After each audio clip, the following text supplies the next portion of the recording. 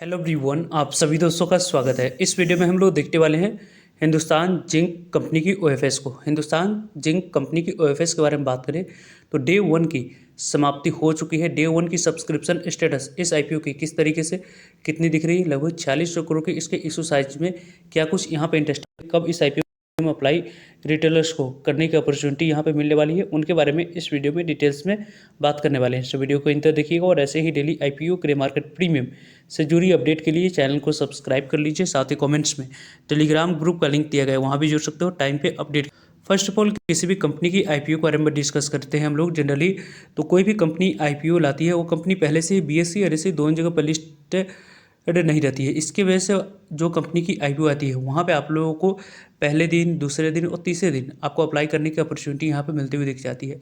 उस तरीके से यहाँ पे जो अप्लाई करने की अपॉर्चुनिटी मिलती है उसमें आप लोगों को यहाँ पे जनरली देखें तो आईपीओ में फ्रेश इशू और ऑफर दिखता है, लेकिन ऑफर फॉर सेल जनरली आपको जो कंपनी लिस्टेड रहती है उनकी यहाँ पे हम लोग को जो आईपीओ आती है उनको यदि हम लोग डिस्कस करते हैं तो उनको एक ओएफएस के तौर पे देखा जाता है, क्योंकि पहले से ही कंपनी लिस्टेड होती है। प्रमोटर्स अपने कुछ स्टेक को सेल करना चाहते हैं, उनके द्वारा ओएफएस लाया जाता है, या सेबी की गाइडलाइंस को फॉलो करने के लिए कोई कंपनी की प्रमोटर्स को होल्डिंग 75% से ऊपर है, 3 साल कंपनी की लिस्टेड होते हुए हो चुका है, तो उसके बाद उस कंपनी की आईपीओ यहाँ पे आते हुए दिखती है। तो उसके बाद आपको 75% से या उससे कम प्रमोटर्स की होल्डिंग लाने के लिए प्रमोटर्स अपने ओएफएस यहाँ पे लाते हुए दिखते हैं। तो इस कंपनी की बात करते हैं तो ये कंपनी पहले से ही पीएससी एनएसई दोनों जगह पर लिस्टेड है। इसके वजह से इस कंपनी की ओएफएस हम लोगों को आते हुए दिखी है। इस ओएफएस के बारे में डिस्कस करें तो यहाँ पे वेदांता ग्रुप से जुड़ी एक कंपनी, यहाँ पे इस कंपनी के बारे में बात करते हैं तो इस कंपनी की वेदांता के द्वारा इस कंपनी में 1.6% स्टेक सेल करने की प्लानिंग चल रही है। यानी कि आपको हिंदुस्तान जिंक की बात करें तो इसमें 4600 करोड़ की आपको यहाँ पे शेयर को सेल करने की प्लानिंग चल रही है। इसमें आप लोगों को फ्लोर प्राइस जो रखी गई है 685 रुपये पे यहाँ पे रखा गया।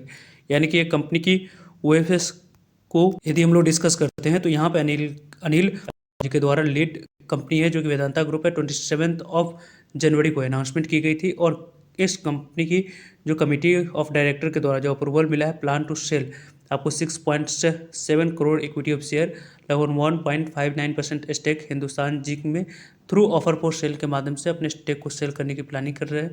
कल के डेट में इस कंपनी की जो शेयर की क्लोजिंग रही थी वो 726 पे रहा था।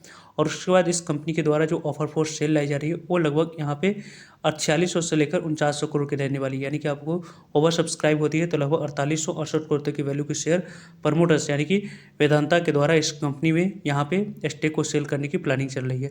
इसमें आप लोगों को देखा जाए तो जो डिस्काउंट रखी गई है उनके बारे में बात करें, कल के जो प्राइस क्लोजिंग रही थी वहाँ से लगभग 6% के डिस्काउंट में 685 रुपये इस कंपनी की फ्लोर प्राइस रखी गई। उसी फ्लोर प्राइस पर यहाँ पे आपको एलोकेशन के लिए रखा गया। वैसे आपकी बात करें आज के डेट में तो आज के डेट में non retail individual investor category के लिए आप लोगों को अप्लाई करने की अपॉर्चुनिटी यहाँ पर 29 जनवरी को मिल रही है। आज के डेट में यहाँ पे पहले आपको बड़े प्लेयर्स को अप्लाई करने की अपॉर्चुनिटी यहाँ पर मिलते हुए दिख रही है।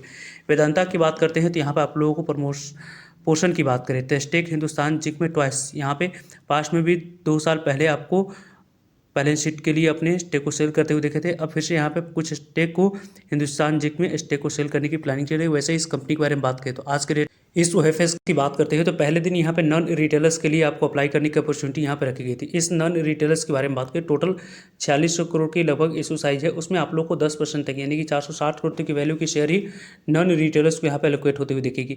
ओवरऑल सभी स्टेक की बात करते हैं तो आपको आने वाले समय में 90% आपको यहाँ पे नॉन रिटेलर्स को जाते रिटेलर्स को 10% तक की शेयर ही एलोकेट होते हुए दिखेगी। कंपनी के बारे में बात करते हैं तो यहाँ पे 685 रुपये जो कंपनी की फ्लोर प्राइस रखी गई थी उसी फ्लोर प्राइस पे यहाँ पे शेयर एलोकेट होते हुए दिखेगी। 733 रुपये यहाँ पे लास्ट क्लोजिंग प्राइस इस कंपनी में देखिए। इंडक्टिव प्राइस के बारे में बात करें यानी कि आपको इस कंपनी की एवरेज प्राइस पे लगभग 691 रुपये पे यहाँ पे एलोकेट होने की प्लानिंग की जा सकती है। वैसे इस कंपनी के बारे में बात करें तो ऑफर जो इस सोसाइटी में की गई है नॉन रिटेलर्स को उनके बारे में बात करें तो लगभग आपको यहाँ पे जो एलोकेशन किया गया है उनको यदि हम लोग देखते हैं तो लगभग जो एलोकेशन हुई है उसके माध्यम से जो पूरी तरीके से जो अभी तक यहाँ पे शेयर की बोली लग चुकी है उनको यदि हम लोग डिस्कस करते हैं तो यहाँ पे आप देख सकते हैं कि लगभग 1,77,955 इक्विटी ऑफ शेयर यहाँ पे पूरी तरीके से क्वांटिटी मार्जिन पे यहाँ पे एलोकेट करने के लिए रखी गई थी। क्वालिटी ऑफ देखा जाए तो लगभग आपको जो एलोकेशन के लिए उसके बारे में बात करते हैं तो लगभग आपको 4,28,19,000 यहाँ पे 349 इक्विटी ऑफ शेयर की बोली लग चुकी है। लगभग यहाँ पे 142 % की यहाँ पे बोली इस कंपनी में लग चुकी है, यानी कि पहले दिन इस आईपीओ में नॉन रिटेलर्स की तरफ से काफ़ी अच्छी एग्रेसिव यहाँ पे बोली लगी है, जिसके कारण से इस ओएफएस में हिंदुस्तान जिंक के बारे में बात करते हैं तो काफ़ी अच्छे रिस्पॉन्स यहाँ पे बनती हुई दिख रही है। इस हिंदुस्तान जिंक की जो अच्छे रिस्पॉन्स आई है उस अच्छे रिस्पॉन्स के कारण से अब आने वाले समय में इस आईपीओ में यहाँ पे थोड़ी सी आप लोगों को अच्छे आपको आने वाले समय में जो आउटफिट है वो यहाँ पे देखने की चांस बनती हुई दिख रही है। वैसे ओवरऑल इस कंपनी के बारे में बात करें तो टाइम पे सभी अपडेट आप लोगों तक पहुँचती रहेगी, सो जुड़ेगा ताकि आप लोगों तक अपडेट पहुँच पाए। वैसे इस आईपीओ में अभी तक आप लोगों ने ओएफएस में अप्लाई नहीं किया तो कल के डेट में आपको इस ओएफएस में अप्लाई करने की अपॉर्चुनिटी यहाँ पे मिलती हुई दिख रही है।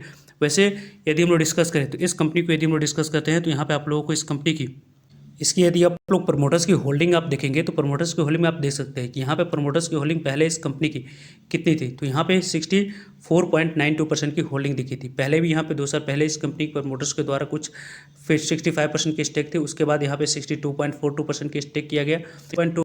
5% के स्टेक को यहाँ पे हाल ही कुछ ही क्वार्टर पहले यहाँ पे 61.84% की स्टेक करी गई। अब आने वाले समय में यहाँ पे 60% के पास यहाँ पे होल्डिंग आने वाले समय में इस कंपनी में वेदांता की दिखेगी। इसमें एफआई की होल्डिंग लगभग आपको 1.5% की होल्डिंग दिख रही है। गवर्नमेंट की भी होल्डिंग इस कंपनी में दिख रही है, यानी कि गवर्नमेंट के द्वारा इस कंपनी में अपने स्टेक को सेल नहीं किया जा रहा है। प्रेसिडेंट ऑफ इंडिया की बात करते हैं, यहाँ पे आप लोगों को लगभग 27.92% की स्टेक दिख रही है, यानी कि गवर्नमेंट की होल्डिंग भी है, लेकिन गवर्नमेंट प्रमोटर्स के तौर पे नहीं दिख रहे। प्रमोटर्स के तौर पे आपको यहाँ पे वेदांता कंपनी दिख रही है, जिसमें आप लोगों को नंबर ऑफ शेयर होल्डर्स की बात करते हैं तो पब्लिक की होल्डिंग लगभग आपको पहले 1-1.5% के पास थी, अभी 4% के पास दिख रही है, क्योंकि यहाँ पे पूरी तरीके से मिडिल सेक्टर में जो जंप दिख रही है उस जंप के कारण से फोमो के कारण से रिटेलर्स यहाँ पे बाइंग करते हुए दिख रहे हैं। पहले नंबर ऑफ शेयर होल्डर्स इस कंपनी में 3 लाख के आसपास थे, अभी यहाँ पे अपने ऑल टाइम हाई के नंबर ऑफ शेयर होल्डर्स भी इस कंपनी में दिख रहे हैं, लगभग 7,93,000 नंबर ऑफ शेयर होल्डर्स इस कंपनी में दिख रही है। वैसे भी यदि हम लोग डिस्कस करें इस कंपनी की तो यदि इस कंपनी के बारे में बात करते हैं, कंपाउंडिंग सेल्स ग्रोथ इस कंपनी की 9% के पास रही है पास्ट 10 ईयर की। यहाँ पे 5 ईयर की बात करते हैं तो लगभग 13% के पास रही है। पास्ट 3 ईयर की 5% के पास दिख रही है। कंपाउंडिंग प्रॉफिट ग्रोथ के बारे में बात करें तो यहाँ पे 2% के पास रही है, और ट्रेलिंग 12 मंथ की यहाँ पे लगभग 24% के पास दिखी है। यहाँ पे रिटर्न ऑन इक्विटी के बारे में बात करते हैं तो उसमें आप लोगों को हाल ही के दिनों में जो रिटर्न ऑन इक्विटी है उसमें आप लोगों को इंप्रूवमेंट आई है, और इसमें आप देख सकते हैं कि यहाँ पे लगभग आपको रिटर्न ऑन इक्विटी 28% के पास है, पास्ट 5 ईयर की 38% के पास है, और 3 ईयर की 55% के पास है, लास्ट ईयर की यहाँ पे 72% के पास दिख रही है। यहाँ पे इस कंपनी के बारे में बात करते हैं तो यहाँ पे स्टॉक प्राइस जो कि यहाँ पे इस कंपनी के रिटर्न्स रही है उनको यदि हम लोग देखें तो लगभग आपको यहाँ पे इस कंपनी की 10 ईयर की 16% के पास रही है, 5 ईयर की 21% के पास रही है, और 3 ईयर की 28% की CAGR से रही है, और 1 ईयर में 68% की ग्रोथ इस कंपनी ने ऑलरेडी दिखा चुकी है। यहाँ पे अपने ऑल टाइम हाई पे इस कंपनी में जो प्रमोटर्स है उनके द्वारा स्टेक सेल किया जा रहा है। गवर्नमेंट ऑफ इंडिया के द्वारा जो इस कंपनी में लगभग स्टेक 25% से ऊपर या उस आसपास दिख रही है, उसमें आप लोगों को किसी भी तरीके कोई भी स्टेक सेल करने की प्लान नहीं है। ओवरऑल इस कंपनी के कल के डेट में कितने नंबर ऑफ टाइम सब्सक्राइब हुई थी उसके बारे में भी आप लोगों को अपडेट पहुंच जाएगी। फर्दर जो भी डाउट करिए कमेंट्स का आप लोग पूछ सकते हो। मिलते हैं एक नए इन्फॉर्मेटिव वीडियो में, तब तक लीजिए जय भारत।